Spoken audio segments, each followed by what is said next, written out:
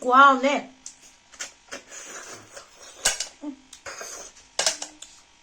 Wow, nè.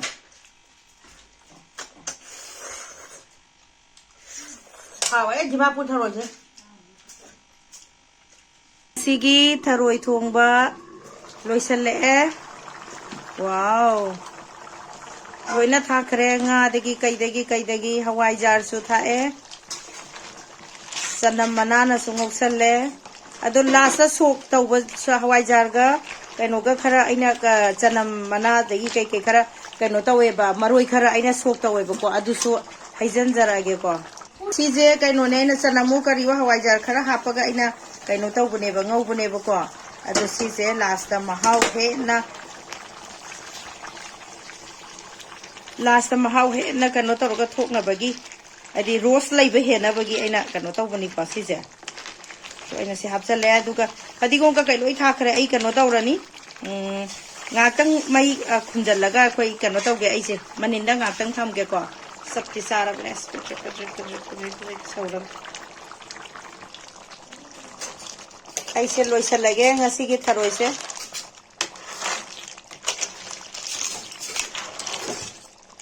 loire ngasi gi tharoi thongba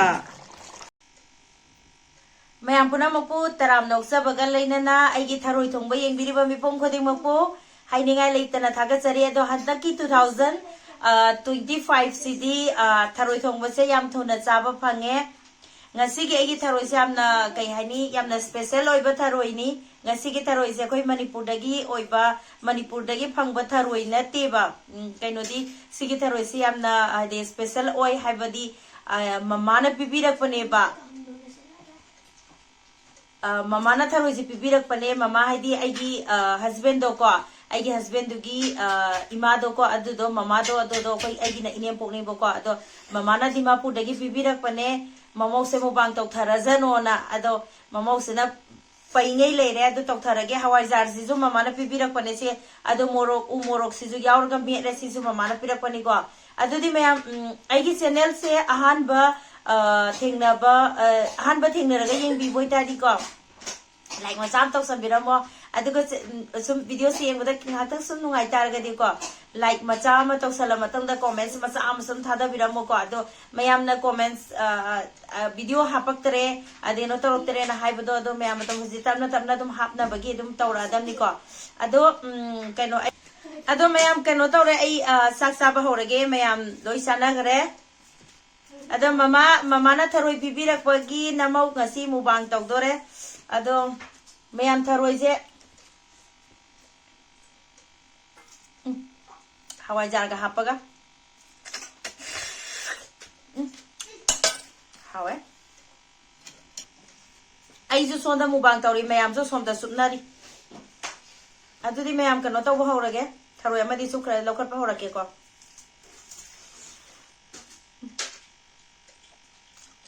hawe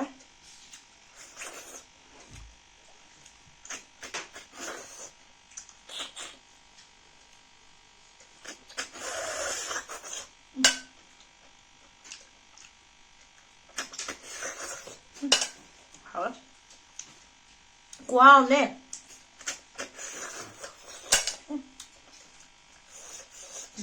một xin chi hai ní hào ấy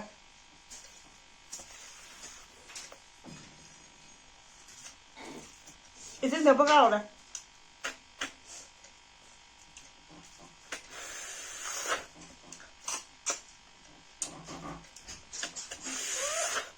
xin mong ngầm ra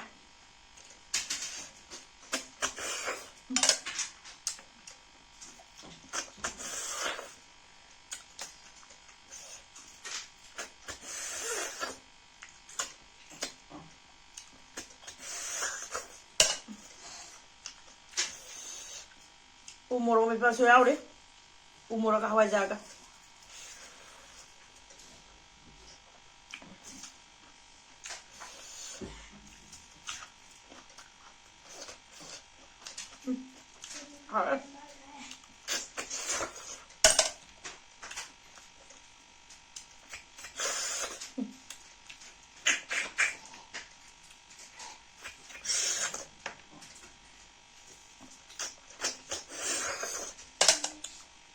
หอมเนี่ย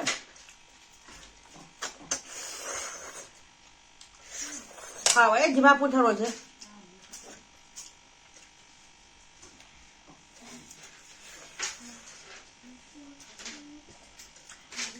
หอม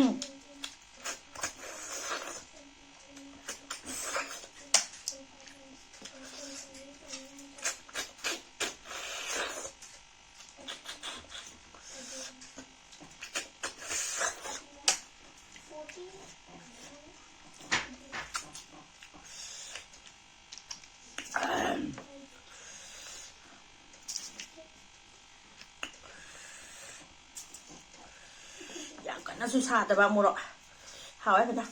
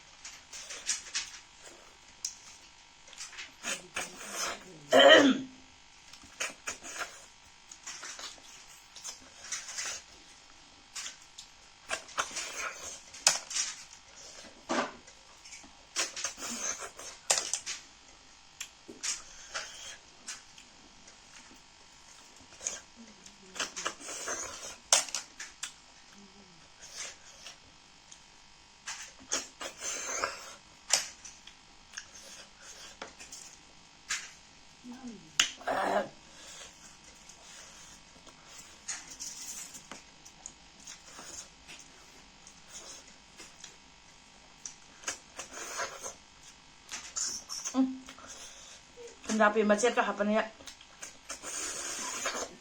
หาวเลย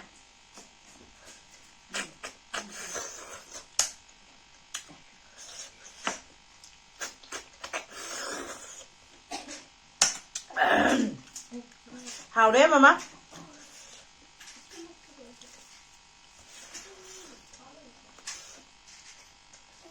ทำพี่ยาปะข้าว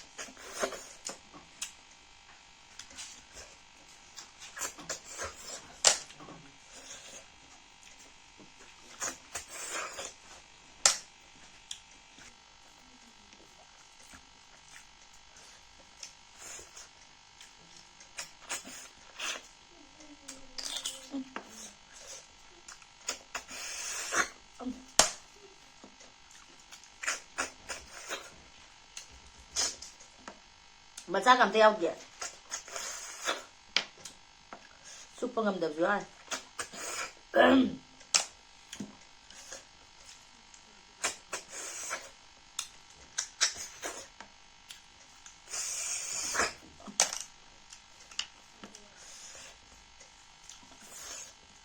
ทารอยทงภาษาเกี่ยแต่ละบททารอยทงนี่ไงเนาะ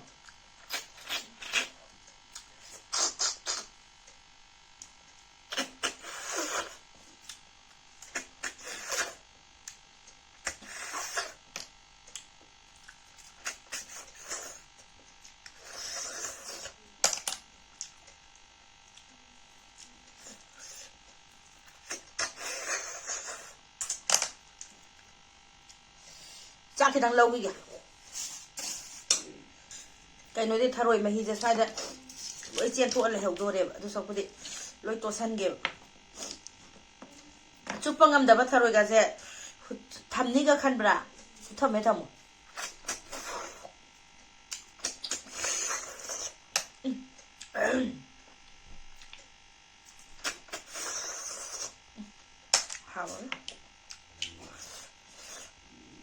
Mukbang này bây giờ hai chân bởi cái xuân nó tiếc quá, làm sao xin hào,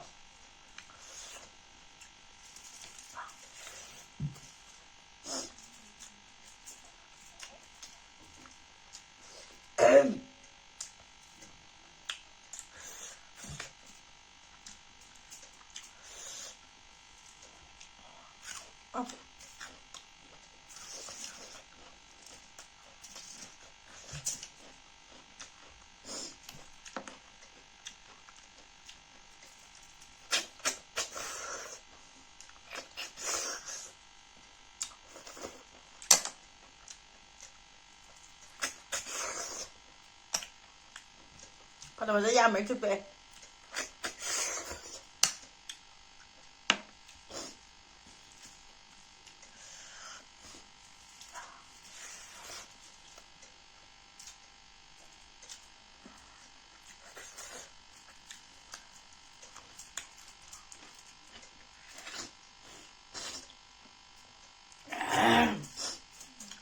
Mấy ra cái tôi này.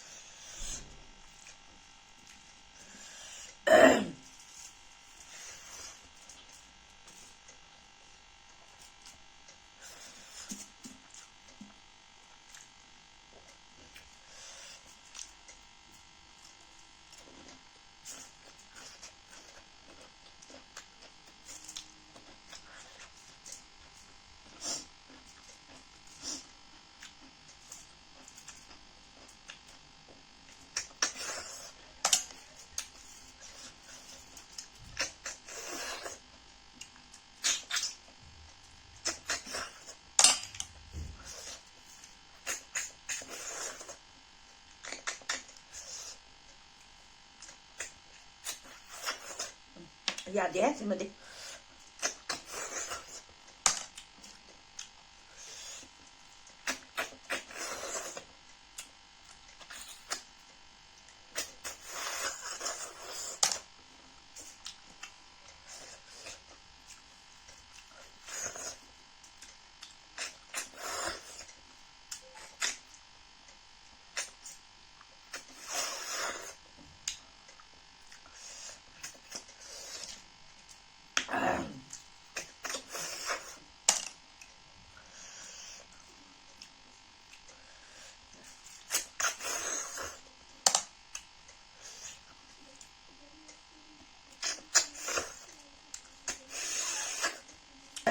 Sino ngamdam sino horen ko na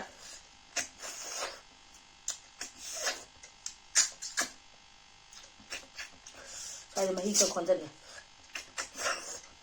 ba mahi yaw di ay niya tholang pa na pot ang tong pa na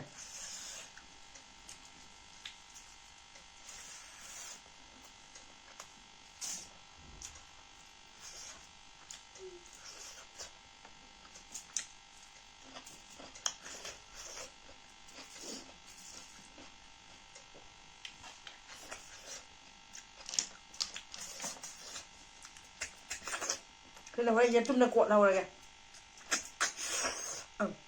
Mà dạo đó mía.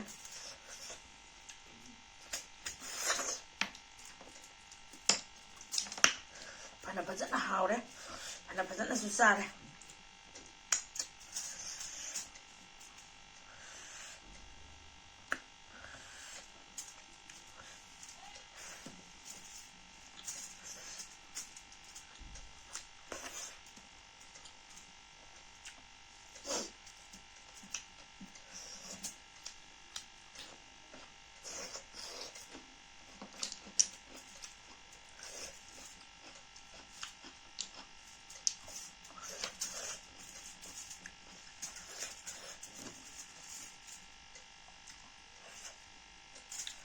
Mayam tuti nga sige matang sa losandarage. Matang video demo keng na resi. Bye.